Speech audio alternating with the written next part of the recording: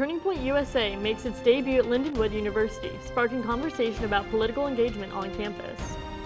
Plus, the AWS outage had an effect on all students and staff on campus.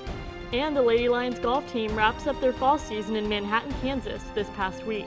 Those stories and more ahead on Lindenwood News.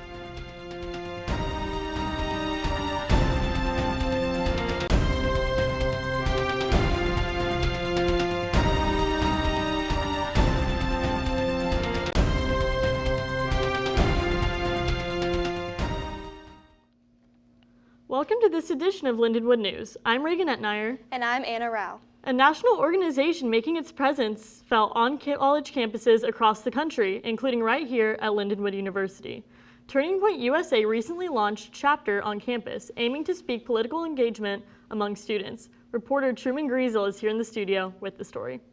Thanks, Reagan. The journey has been 3 years in the making here at Lindenwood, and for President Bailey Cruzy, it was something that she knew she wanted to see happen even before she stepped on campus as a freshman in 2024. Back in 2022, Turning Point was denied by the Lindenwood student government, but here in 2025, after many meetings and lots of prayer, the organization has officially been approved.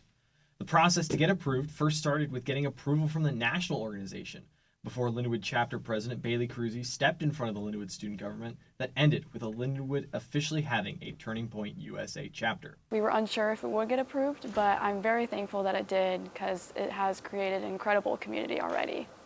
Turning Point USA is a national nonprofit organization founded in 2012 by the late Charlie Kirk.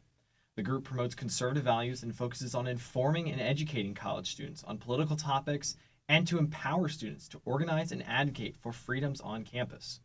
Turning Point's mission is for students to give back to others and also open up leadership opportunities for students founded on its strong faith-based beliefs.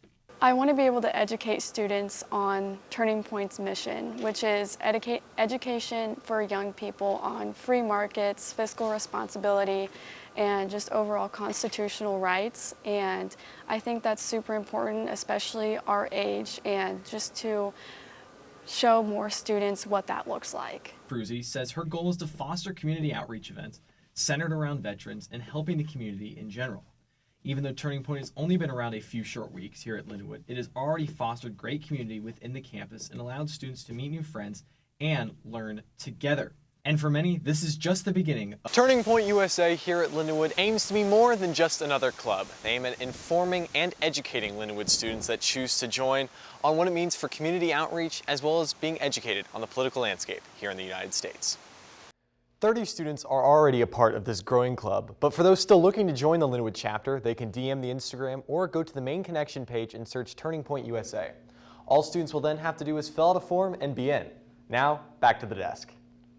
Lindenwood advertising students are taking their skills from the classroom into the real world, helping to shape the brand of one of St. Charles' most anticipated new businesses.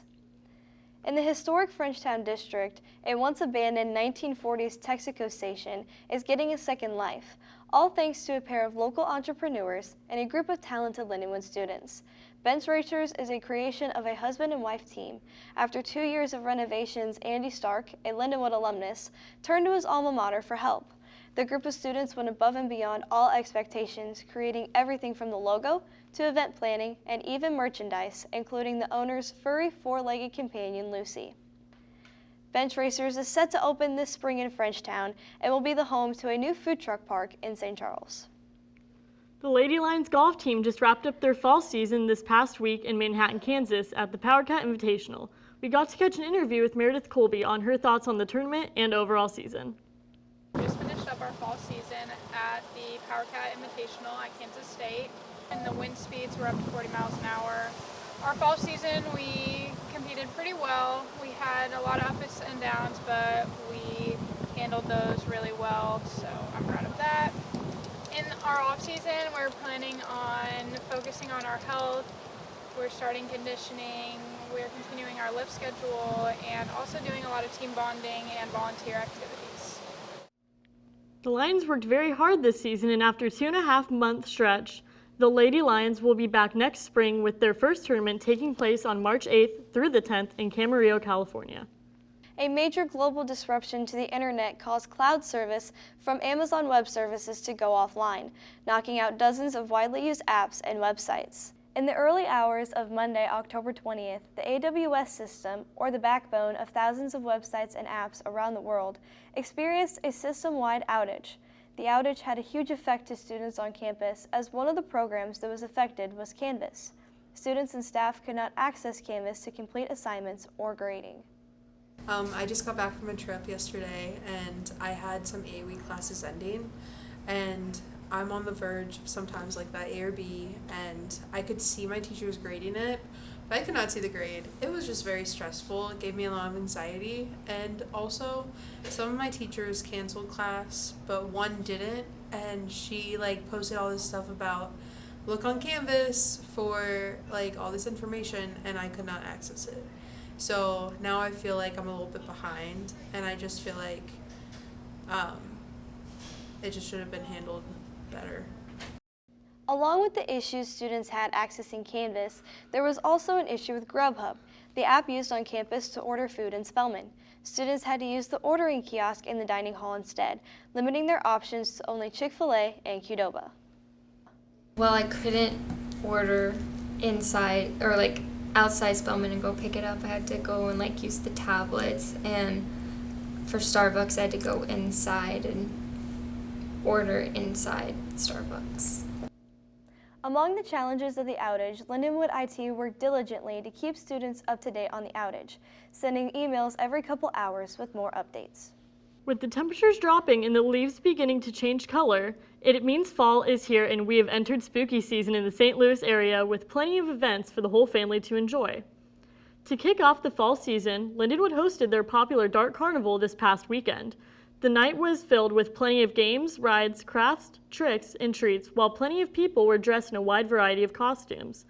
This year featured a food truck graveyard haunted by favorites like Royal Treats, Travelin' Tom's, Beverly Ann's, Tasty Burger, Lion's Frozen Custard, and Hot Box Cookies. Guests also had the chance to decorate pumpkins, brave a visit through a haunted house, and take part in a free trunk or treat. The Dark Carnival was a celebration that brought the Lindenwood community together in an unforgettable way. The long-standing tradition had been a cherished part of the campus life for generations.